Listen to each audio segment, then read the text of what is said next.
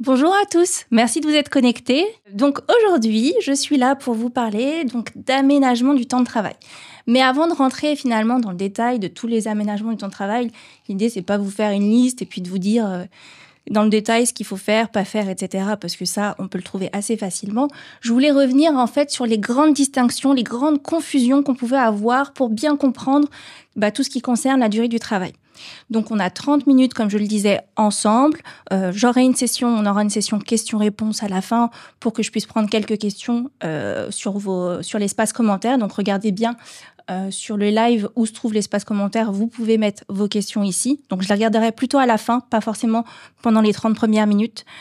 Et l'idée, comme je le disais, c'est de faire ce premier panorama qui commence donc maintenant. Alors déjà, pour commencer, quand on parle durée du travail, ce qui est difficile, c'est que les termes, parfois, se ressemblent. Et notamment, si on commence par durée du travail, qu'est-ce que ça veut dire concrètement, pour commencer par la base ?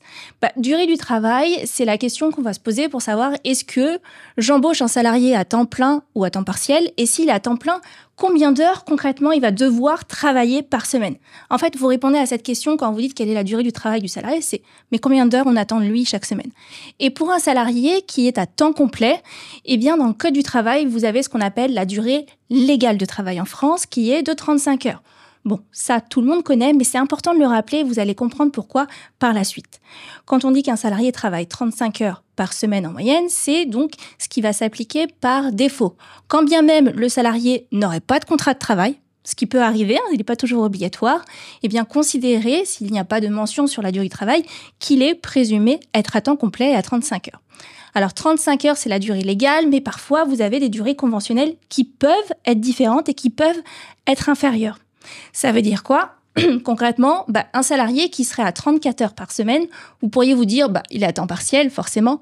C'est pas forcément le cas. Si jamais vous avez une convention collective qui vous dit que la durée de travail d'un salarié à temps complet, c'est 34 heures, ce salarié il va être considéré comme étant à temps complet.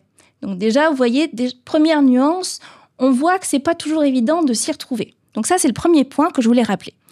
Premier point, 35 heures sur une semaine. C'est quoi une semaine en droit du travail ? Une semaine en droit du travail, sauf si vous avez une autre définition dans vos dispositions conventionnelles. Alors quand je dirais dispositions conventionnelles, entendez accord collectif d'entreprise, d'établissement, de branche, voilà, toutes les dispositions qui seraient applicables dans votre entreprise. Mais ce qu'il faut savoir, c'est que là, on parle d'un décompte hebdomadaire sur une semaine qu'on dit civile. Civil, ça veut dire je prends le lundi minuit et je termine le dimanche à minuit. Et sur la semaine, un salarié, normalement, il devrait avoir fait 35 heures ou plus. Et s'il fait plus, c'est là qu'on va parler d'heures supplémentaires. Et tout l'enjeu de l'aménagement de la durée du travail va être là. Par principe, on va considérer donc qu'un salarié travaille 35 heures sur une semaine et s'il travaille plus de 35 heures, toutes les heures réalisées au-delà sont des heures supplémentaires. Et ça, vous le savez, les heures supplémentaires, qu'est-ce que ça va faire derrière ? Ça va donner lieu à l'attribution de majoration d'heures supplémentaires qui peuvent être prévues soit par vos dispositions, vos règles conventionnelles, soit par le Code du travail. Alors, dans les accords collectifs, on va pouvoir trouver parfois des majorations qui vont être à partir de 10%, parce que c'est le minimum. Mais si jamais il n'y a rien dans les dispositions, dans les règles conventionnelles, vous trouverez plutôt des majorations donc, prévues par le Code du travail qui sont à hauteur de 25% de majoration pour les 8 premières heures supplémentaires et 50% pour les autres. Donc, ça veut dire quoi concrètement si on reprend ? Donc, un salarié, habituellement, on dit qu'il travaille 35 heures sur un temps complet sur la semaine. Les heures supplémentaires sont décomptées à la fin de ma semaine. Ça, c'est très important. Sur un cas classique. Ça veut dire que s'il fait 36 heures, il a une heure supplémentaire que je vais devoir payer. Donc, il travaille une heure de plus, je le paye une heure de plus, mais aussi avec des majorations. Majorations qui, donc, seront en fonction du rang de mon heure supplémentaire. Jusque-là, facile. Maintenant, parlons de cette distinction heures supplémentaires, heures complémentaires pour les personnes pour qui ce ne serait pas clair. Quand on parle d'heures complémentaires, là, on parle de salarié à temps partiel. Attention, heures supplémentaires, c'est vraiment pour le salarié qui est à temps plein, 35 heures ou selon la durée conventionnelle. Heures complémentaires, les salariés à temps partiel qui, eux, vont avoir une durée de travail qui sera différente d'un salarié à l'autre. On va regarder son contrat de travail, on va se dire, ah là, tiens, il travaille 20 heures par semaine, 24 heures par semaine. Et du coup, tout ce qui dépasse, ce seront des heures complémentaires. Donc maintenant qu'on a dit ça, autre terme qui peut être confusant. On a parlé durée du travail, heures supplémentaires, heures complémentaires. Parlons maintenant de durée maximale. Les durées maximales, on va les retrouver dans tous les cas de figure, sauf quelques exceptions. C'est combien d'heures un salarié il a le droit de travailler au maximum sur une semaine, même si son contrat de travail prévoit qu'il est à 35 heures. Eh bien, le salarié, il va avoir effectivement une durée maximale à respecter, enfin l'employeur surtout va devoir faire respecter cette règle, qui sera une durée quotidienne de 10 heures, sauf règles différentes. Il y a toujours des exceptions à tout ce que je dirais, mais si on reprend la base dans le code, on sera plutôt sur 10 heures. Et puis, on va avoir aussi cette durée max qui va s'appliquer sur la semaine, qui sera de 48 heures par semaine. Donc, on ne va pas pouvoir faire travailler un salarié au-delà de 48 heures. Durée maximale, combien de temps je peux faire travailler un salarié au maximum sur la semaine, qu'il s'agisse d'heures supplémentaires ou pas.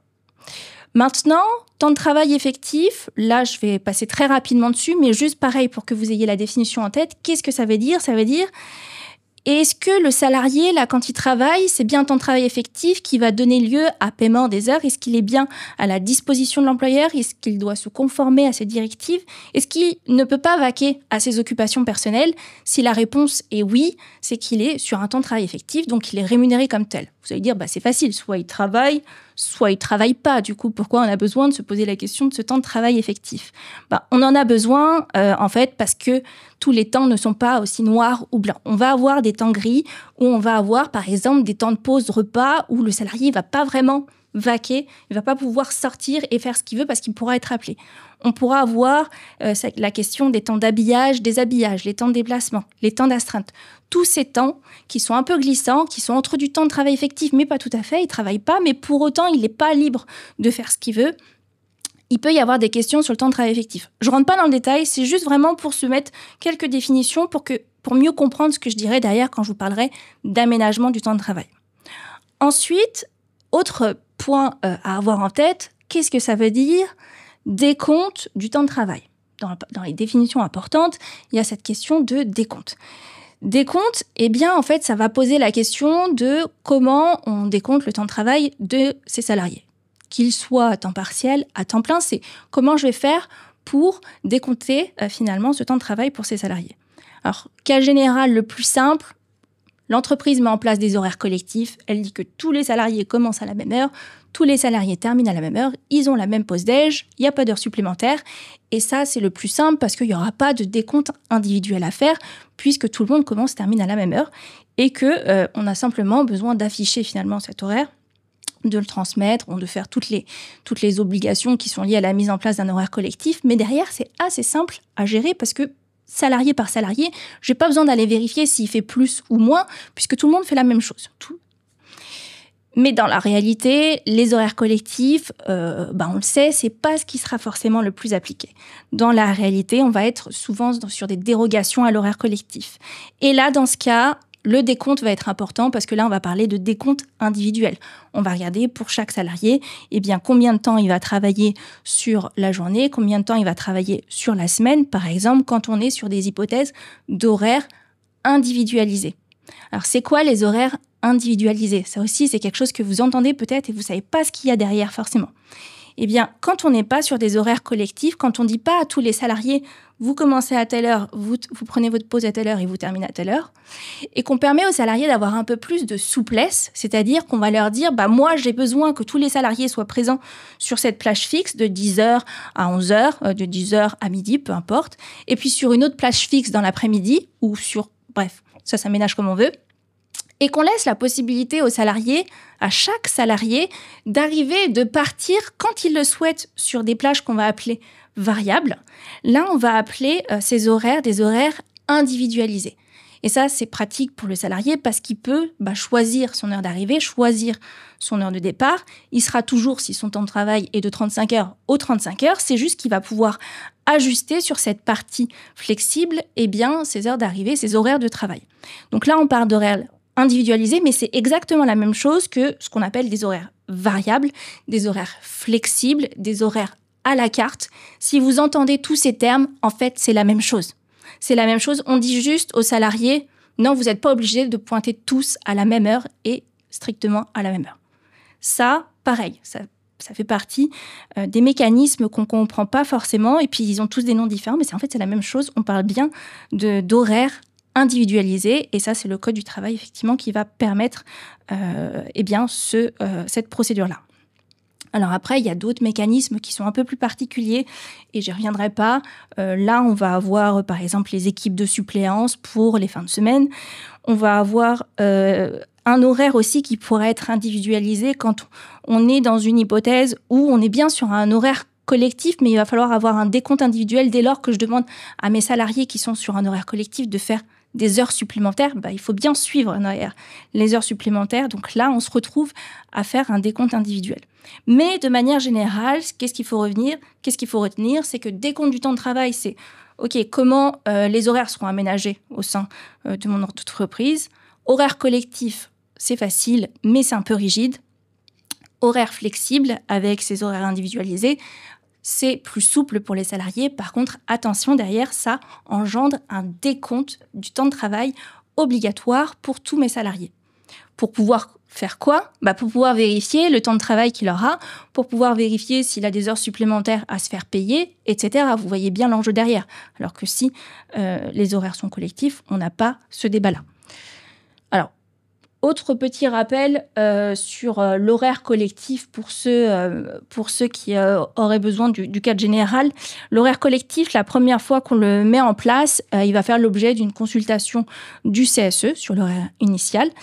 Et les projets de modification aussi feront l'objet d'une consultation. Il est affiché dans les lieux de travail et un double sera remis à l'inspecteur du travail. Ça, c'est important aussi de se rappeler toutes ces petites procédures à mettre en place pour l'horaire collectif. Puis après, sur les aménagements de temps de travail, il y a d'autres obligations qui vont venir s'ajouter, mais déjà sur l'horaire collectif, même pour un horaire collectif, il y a déjà tout ça à faire. Donc dites-vous que sur les autres, effectivement, c'est toujours un peu plus contraignant. Parlons maintenant d'un autre terme qu'on peut retrouver. Des fois, on lit des articles et ils parlent de la répartition des heures de travail sur les jours de la semaine. Qu'est-ce que ça veut dire derrière ? Alors, répartition des heures de travail sur les jours de la semaine, on ne va rien trouver de particulier dans le Code du travail, dans la partie législative. En fait, on est sur des décrets d'application. La question qui se pose derrière, c'est OK, un salarié doit travailler 35 heures, mais en fait, il doit travailler quel jour ? Parce que le Code du travail me dit qu'il doit avoir un repos hebdomadaire, en principe le dimanche. Mais est-ce qu'il doit travailler 5 jours, 6 jours, 4 jours ? Là, il y a malheureusement plusieurs règles à vérifier et puis ça dépendra de votre entreprise.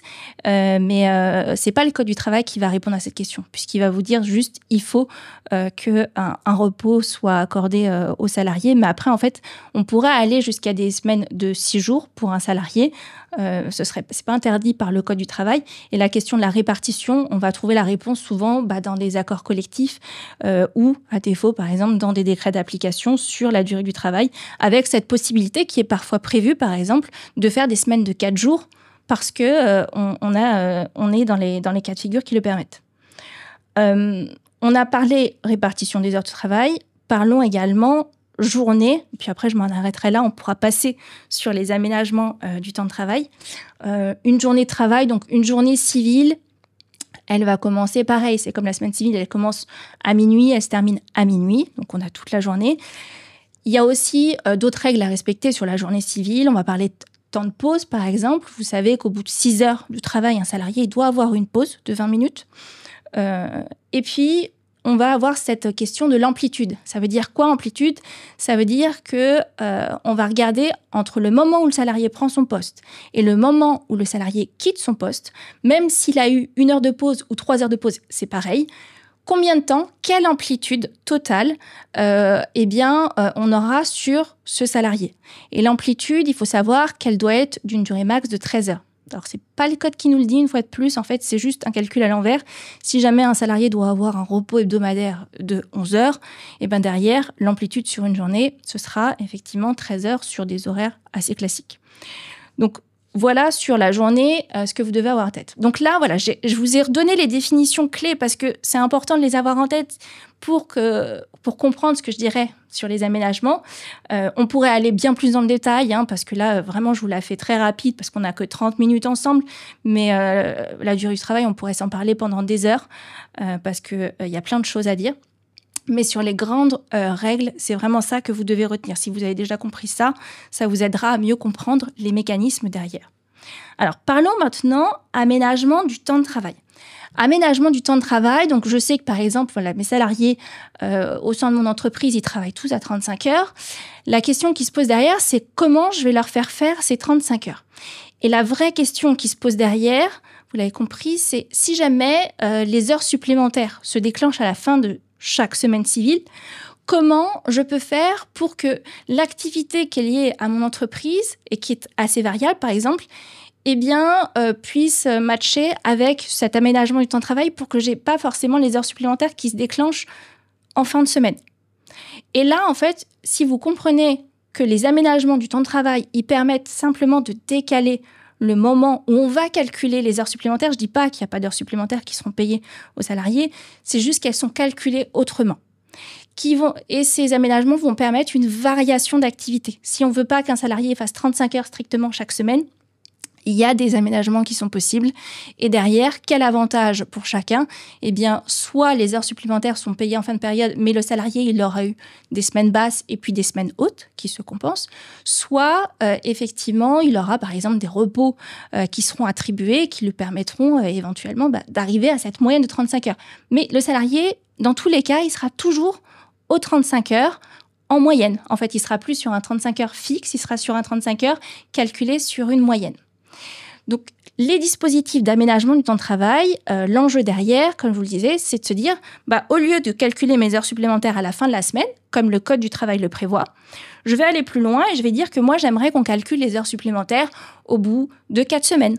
Donc, je prends les 4 semaines de travail, je regarde combien le salarié il a fait d'heures sur chaque semaine, je fais l'addition, je divise par 4, parce que j'ai 4 semaines sur cette partie-là, et puis je regarde en moyenne s'il a fait 35 heures, ou plus. S'il a fait 35 heures, RAS, il n'y a pas d'heures supplémentaires à payer puisqu'il est bien en moyenne à 35 heures.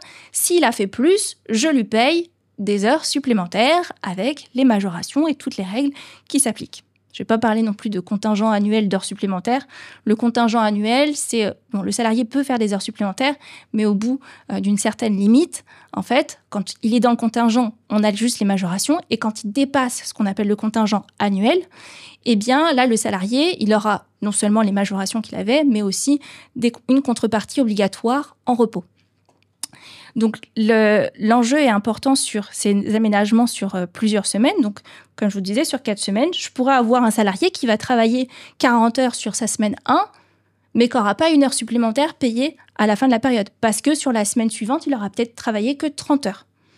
Donc, ces aménagements, ils existent sur plusieurs semaines. Ça peut aller jusqu'à l'année entière. On va parler d'annualisation. Et ça peut aller même au-delà d'une année, ça peut aller jusqu'à 3 ans. Bon, là, par contre, les règles sont un peu plus strictes. Il va vraiment falloir un accord collectif. Mais ce que vous devez comprendre, c'est que cet aménagement, le Code du travail, il permet qu'il soit plus long qu'à la semaine. On déroge finalement au calcul des heures supplémentaires à la semaine civile. Ce qui permet de mieux régler finalement et de mieux aménager la durée du travail par rapport à l'activité de l'entreprise quand l'activité n'est pas toujours linéaire, comme c'est le cas dans certaines entreprises. Donc, ce qu'on peut faire avec un accord collectif, c'est aller jusqu'à 3 ans. Mais on peut même faire sans accord collectif, et ça c'est le Code du travail qui le permet, avec ce qu'on va appeler un régime réglementaire supplétif. Supplétif, ça veut dire quoi ? Ça veut dire à défaut d'accord qui vous permet de faire autre chose. Vous allez pouvoir faire ce que je viens de vous dire là, finalement lisser avoir une période de référence qui n'est pas la semaine, mais qui est 4 semaines ou jusqu'à 9 semaines en fonction de la taille de l'entreprise, en mettant en place par voie de décision unilatérale ce qu'on appelle un aménagement pluri-hebdomadaire. C'est un peu dur à entendre. Pluri-hebdomadaire, ça veut juste dire plusieurs semaines. Pluri-hebdomadaire, ça veut dire que c'est plusieurs semaines, mais ça peut même être l'année. C'est juste, vous l'avez compris, on sort de la semaine civile. On se détache de ce décompte des heures supplémentaires de la semaine civile. Si vous avez compris ça, Eh bien, vous savez ce qu'il y a dans le Code du travail. Et le Code du travail renvoie beaucoup à la négociation collective. C'est priorité à la négociation collective d'entreprise, d'établissement, pour pouvoir mettre en place ces dispositifs. Mais vous allez vous dire, mais moi, chez moi, on met en place de la modulation, du cycle, du temps partiel annualisé. Qu'est-ce que c'est que ces trucs? Alors là, il y a un avant-après. Il y a un avant 2008 et un après 2008. Qu'est-ce qui s'est passé le 20 août 2008? En fait, on a une loi qui est venue refondre tous les mécanismes pour les simplifier, clairement. Avant 2008, on avait effectivement des dispositifs qui avaient des termes, qui avaient des noms et qui avaient un encadrement très strict prévu par le Code du travail. Le Code du travail disait que si jamais on voulait aménager le temps de travail au-delà de la semaine, on pouvait le faire, mais soit selon un système de cycle. Donc cycle, c'est ce que je viens de vous dire, c'est on va avoir sur une période de 8 semaines, eh bien des semaines hautes, des semaines basses, et on va regarder finalement à la fin du cycle si le salarié a des heures supplémentaires ou pas. Alors le cycle, c'était assez rigide parce que il fallait que le cycle se répète de manière fixe, de manière répétitive sur toute l'année. Et on avait des semaines hautes, des semaines basses. Le fonctionnement est identique, mais il y avait des règles particulières à respecter. Donc il y avait ce cycle-là qui est un aménagement pluri-hebdomadaire du temps de travail. Vous avez compris, c'est juste, ah oui, là, on ne va pas calculer les heures supplémentaires à la fin de la semaine, on va les calculer au bout de 8 semaines, ou de 10 semaines, ou de 12 semaines. C'est l'accord qui fixait les règles. On a aussi la possibilité de faire de la modulation. On fait la même chose, mais sur une année entière. Et là, c'était assez simple à mettre en place. Et puis, on avait la possibilité de faire la réduction de la durée du travail avec ces fameux RTT. Alors, les RTT, c'était quoi? Ça permettait à un salarié de se dire, toutes les semaines, il va travailler 38 heures, 39 heures par semaine. Et puis, au lieu de lui payer ses heures supplémentaires, au final, il va récupérer ce temps travaillé en plus au-delà de la durée légale sous forme de réduction du temps de travail. Donc, il va avoir des jours qui lui seront octroyés. Donc, c'est hyper intéressant pour le salarié parce qu'il a l'impression de pouvoir poser effectivement plusieurs jours. Mais au final, il travaille plus, donc c'est normal qu'il ait des GRTT. Donc ça, ces mécanismes-là, ils ont été sécurisés, c'est-à-dire qu'ils sont encore applicables si vous avez des accords ou des dispositions conventionnelles qui vont vous permettre effectivement de les appliquer encore aujourd'hui. Mais normalement, si vous voulez aujourd'hui négocier autre chose et que vous partez d'une page blanche et que vous n'avez rien, vous ne pourrez pas mettre en place cycle modulation ou JRTT. Mais vous pourrez faire, avec l'aménagement qui est prévu par le Code du travail, presque la même chose avec les termes que vous souhaitez dans le cadre de la loi de 2008. Donc la loi de 2008, elle a dit « Ok, il y avait tout ça avant. Bon, pour ceux qui l'appliquaient encore, on va le garder. » Vous pouvez encore le faire dès lors que vous êtes sur des dispositions conventionnelles qui étaient valables, qui étaient complètes et qui vous permettaient de le faire. Si vous êtes encore sur ces vieilles dispositions, vous pouvez continuer à le faire. Par contre, le jour où vous révisez cet accord collectif, le jour où vous dénoncez cet accord collectif, là, vous aurez peut-être plus de souplesse pour mettre en place un mécanisme qui ressemblera à ce qui existait déjà avant, mais que vous pourrez faire un peu plus à la carte. Donc aujourd'hui, on ne parle plus de cycle, on ne parle plus de modulation, on ne parle plus de temps partiel annualisé. C'est la modulation pour le temps partiel. Mais on va parler d'aménagement pluri-hebdomadaire du temps de travail. Et là, en fait, c'est votre accord collectif qui va vous permettre de faire un peu ce que vous voulez. Si vous voulez que ça ressemble à un cycle, vous pourrez dire l'aménagement pluri-hebdomadaire, il se fait sur 8 semaines, sur 10 semaines, sur plus. Si vous voulez un aménagement sur l'année, c'est possible. Remettre en place ces mécanismes de RTT, c'est possible. Et là, en fait, c'est l'accord qui va venir fixer finalement toutes les règles. Donc, ça a apporté énormément de souplesse et ça permet de faire des vieux mécanismes, de les reprendre, mais sans être liés par les anciennes dispositions qui pouvaient parfois être très contraignantes pour mettre en place ces dispositifs. Donc ça, c'est hyper intéressant. Et bien entendu, et je terminerai là-dessus, mais c'est ce qui intéresse la plupart des personnes, vous avez ce qu'on appelle aussi les conventions de forfait.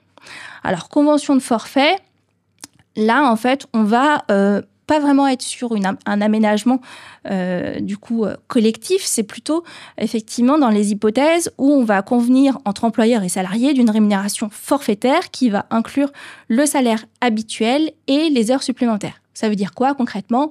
Au lieu de dire au salarié tu vas travailler 35 heures, en fait, on va lui dire tu vas travailler 35 heures plus X heures supplémentaires et du coup, je vais te payer forcément ta rémunération que tu aurais eue si tu avais travaillé 35 heures plus les heures supplémentaires avec les majorations. Donc ça, c'est quelque chose qui existe. Et le moins connu des forfaits, c'est le forfait qui existe en heures sur la semaine ou sur le mois. Ça existe et il n'y a pas besoin de convention collective. Il n'y a pas besoin d'accord collectif pour le mettre en place. Ça veut dire que si jamais on voit un salarié qui va réaliser des heures supplémentaires de manière régulière, on peut les mettre dans son contrat de travail et on peut prévoir avec son accord écrit que le salarié travaillera X heures par semaine ou X heures par mois avec du coup dans la rémunération, une rémunération finalement forfaitaire des heures supplémentaires. On sait déjà qu'il va faire des heures supplémentaires, on lui paye. Donc ça, effectivement, c'est un mécanisme qui est possible sans accord collectif. Ce qu'on connaît plus, c'est le forfait jour. Effectivement, là, le forfait annuel. En fait, le forfait annuel, il faut savoir qu'il y en a deux. Il y a le forfait jour annuel, celui qu'on connaît très bien, effectivement, dont tout le monde parle, notamment pour les cadres. Mais il y a aussi un forfait sur l'année en heures. On va estimer que le salarié va travailler X heures par année.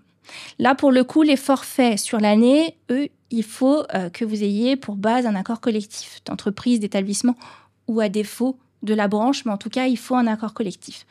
Donc là, on est dans les hypothèses où on a des salariés dont la nature des fonctions ne vont pas les conduire à suivre l'horaire collectif qui est applicable au sein de l'atelier de l'entreprise, et aussi aux salariés, qui soient cadres ou non cadres, qui vont disposer d'une réelle autonomie dans l'organisation de leur emploi du temps. On ne va pas pouvoir définir quand est-ce qu'on peut les faire travailler, pas travailler. Donc effectivement, on va convenir avec eux d'un forfait sur l'année. Alors, quelle différence entre le forfait semaine, mois et le forfait sur l'année, qu'il soit en heures ou en jours? Eh bien, la différence, c'est que pour le forfait semaine, mois, vous appliquez exactement les mêmes règles que pour les autres salariés en termes de durée max. Vous ne pouvez pas déroger aux durées max. En termes d'heures supplémentaires, c'est les mêmes règles. Ils auront droit aux mêmes majorations. Donc, ils peuvent avoir aussi des heures supplémentaires au-delà du forfait. Et ils vont même avoir le contingent annuel d'heures supplémentaires. En revanche, pour les forfaits sur l'année, là, effectivement, on ne sera pas sur l'application du contingent annuel d'heures supplémentaires pour ceux qui sont en heures. Puis, il y a ceux qui sont cadres au forfait jour. Et là, on sort totalement de la logique d'heures supplémentaires. En fait, un salarié qui est cadre au forfait jour, on ne lui demande plus de regarder, de pointer en heures. Pourquoi ? Parce qu'on lui demande de travailler un certain nombre de jours. 218 au maximum ou moins. Ça, c'est à l'entreprise de le déterminer. Et parfois, c'est l'accord collectif qui va effectivement venir fixer la limite haute. Mais on pourra toujours faire en dessous avec des forfaits jours, ce qu'on appelle réduits. Donc, la durée maximale qui est prévue par l'accord collectif sera parfois reprise dans le contrat de travail. Si jamais on a dit que c'était 218, ce sera peut-être 218 effectivement pour tous les salariés. Et, ce sera obligatoirement, 218 pour tous les salariés.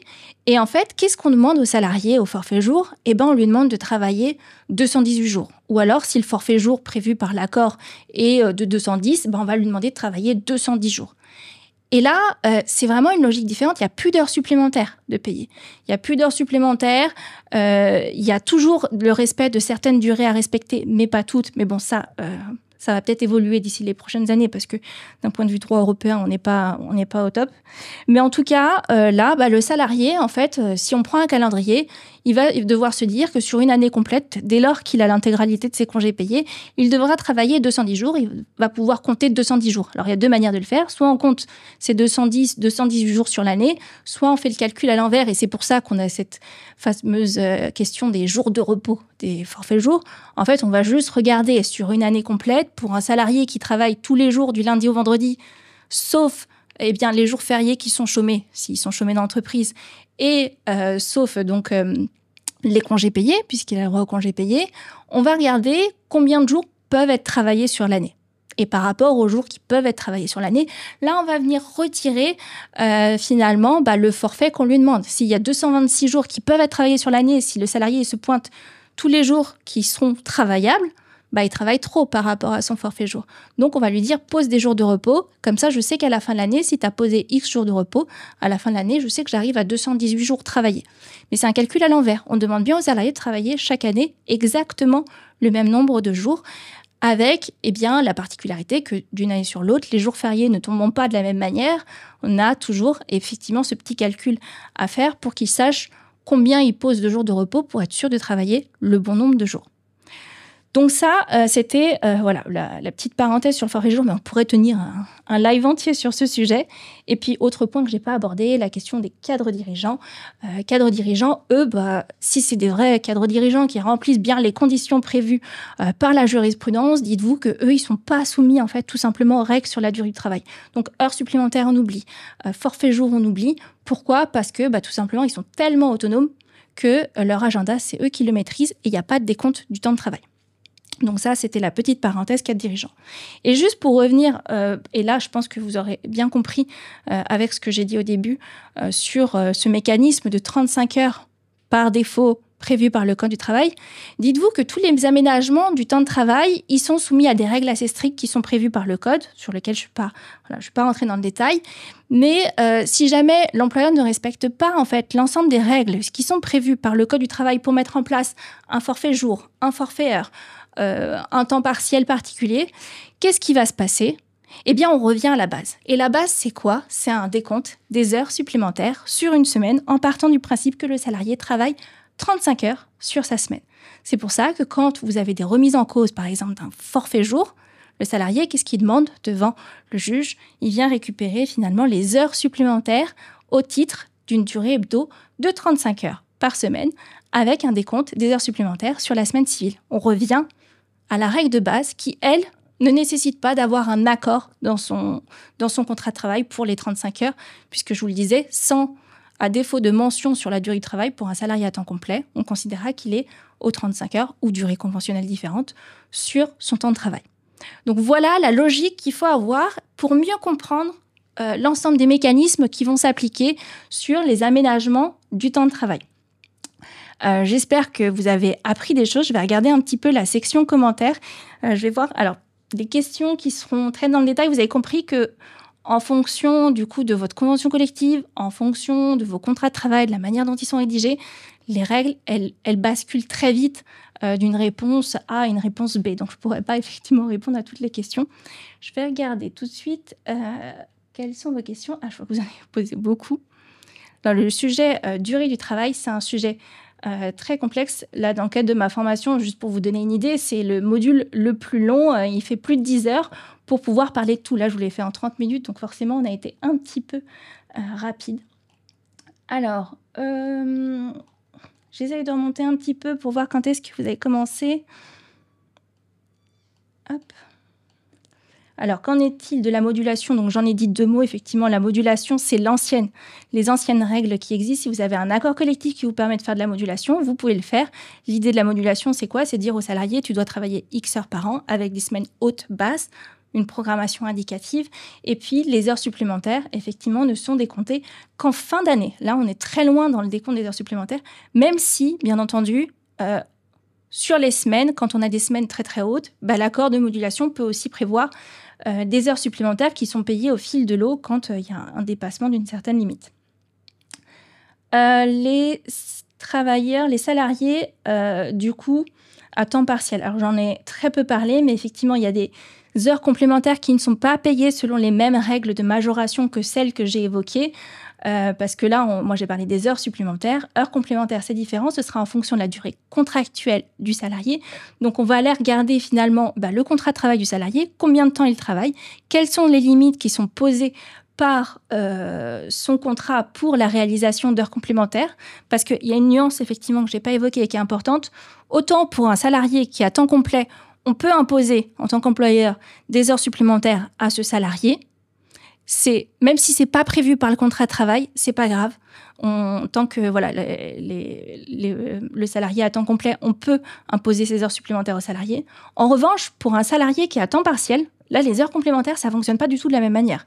Le salarié à temps partiel, dites-vous qu'il est dans une situation plus précaire que le salarié qui est à temps complet et que pour lui, les règles sont un peu plus strictes pour l'employeur. Donc, heures complémentaires, oui, mais seulement si elles sont prévues par le contrat de travail et seulement dans les limites prévues par le contrat de travail.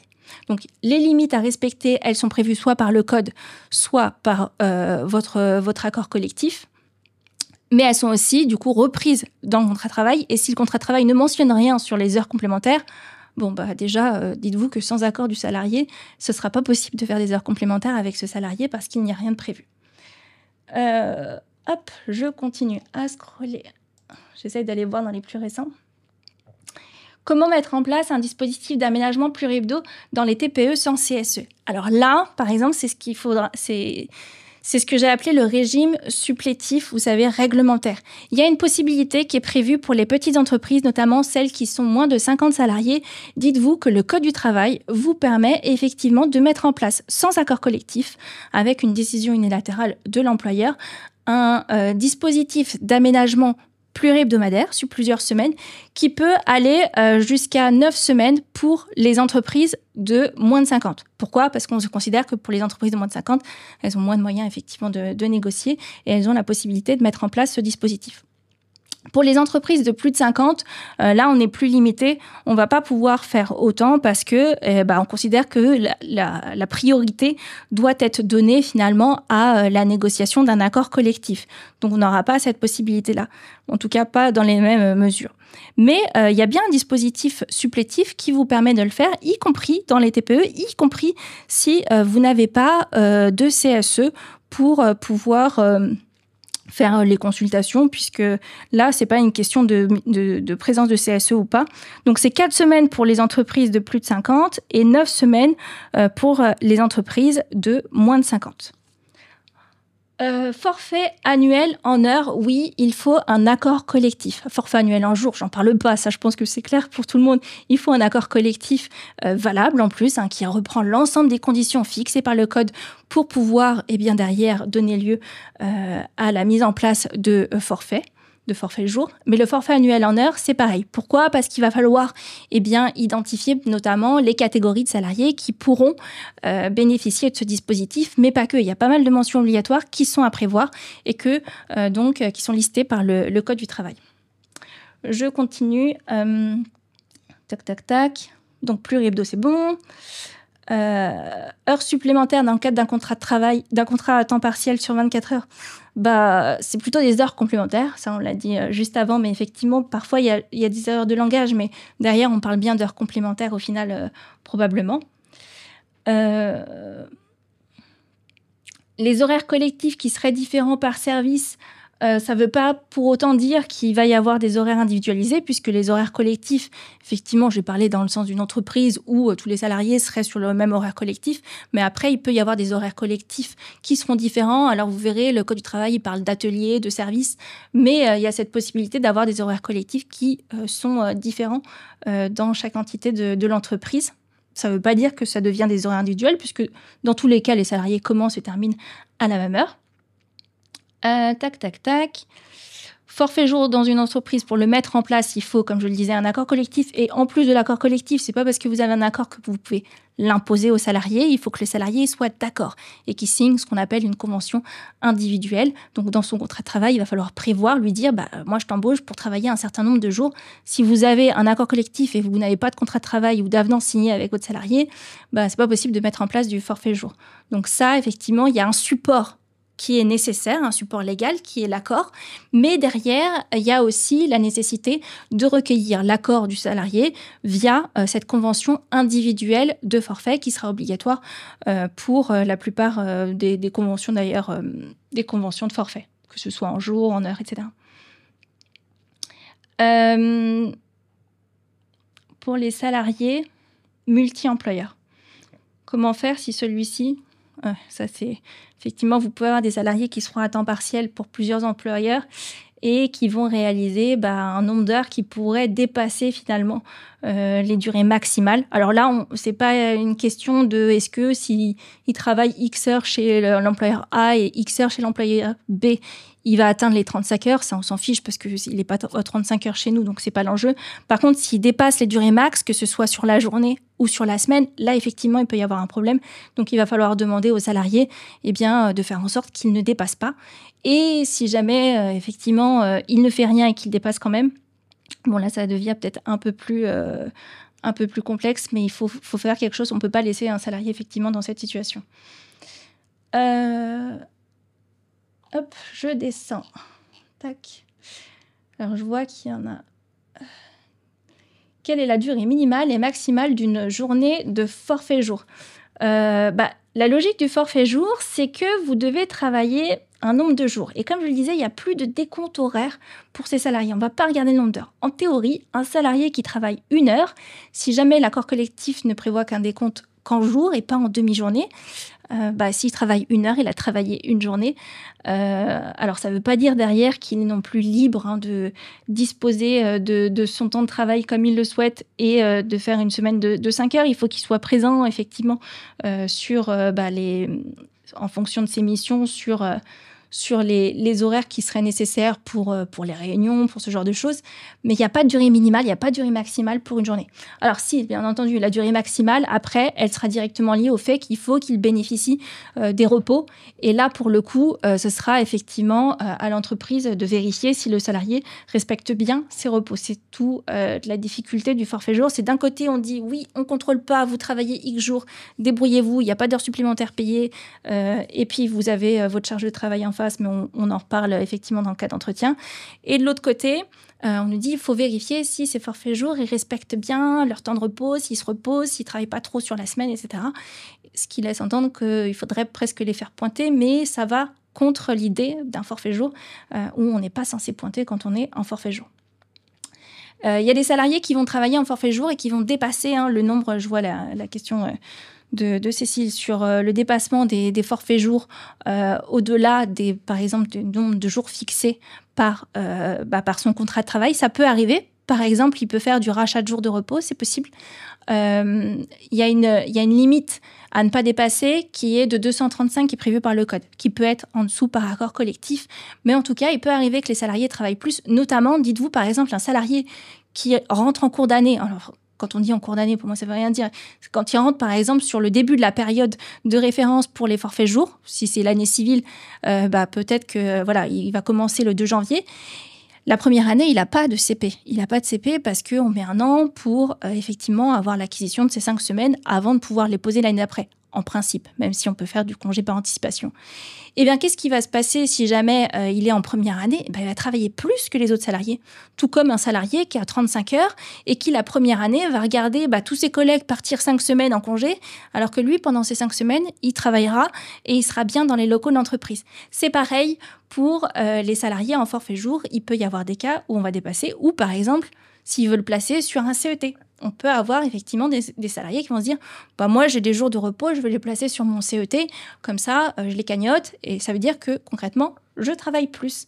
Donc ça c'est une possibilité et c'est tout à fait envisageable effectivement, mais dans les limites fixées toujours par l'accord collectif ou à défaut par le code du travail qui va dire que le salarié, il ne faut pas non plus qu'il travaille plus de 235 jours sur l'année. Je crois que j'ai déjà fait le tour de toutes les questions. Désolée pour ceux qui auraient posé des questions et qui n'ont pas eu de réponse. On arrive à la fin du live. Je vais devoir donc vous libérer pour aller manger. Et avant de partir, j'ai une petite nouvelle pour vous. Vous le savez, donc j'ai créé l'organisme de formation qui s'appelle l'Académie RH et qui permet d'avoir des formations sur le droit du travail et notamment sur la durée du travail puisque c'est un module qui est très important dans le cadre de ma formation. Donc aujourd'hui, exceptionnellement pour ceux qui ont suivi ce live, on vous accorde un code promo qui est le code LIVE 2025 et ça vous donnera 15% sur toutes les formations du catalogue. Il est valable 48 heures si vous l'utilisez, donc n'hésitez pas à aller voir le catalogue de l'Académie RH. Vous y retrouverez notamment ma grosse formation sur le droit du travail de manière générale qui comprend un gros module sur la durée du travail pour ceux qui voudraient aller plus loin. Voilà. Merci encore pour votre présence. Vous avez été vraiment très nombreux pour cette première session. J'espère qu'il y en aura d'autres. C'était top. En tout cas, je vous souhaite un bon appétit. Je vous dis à très bientôt et puis une belle journée à vous.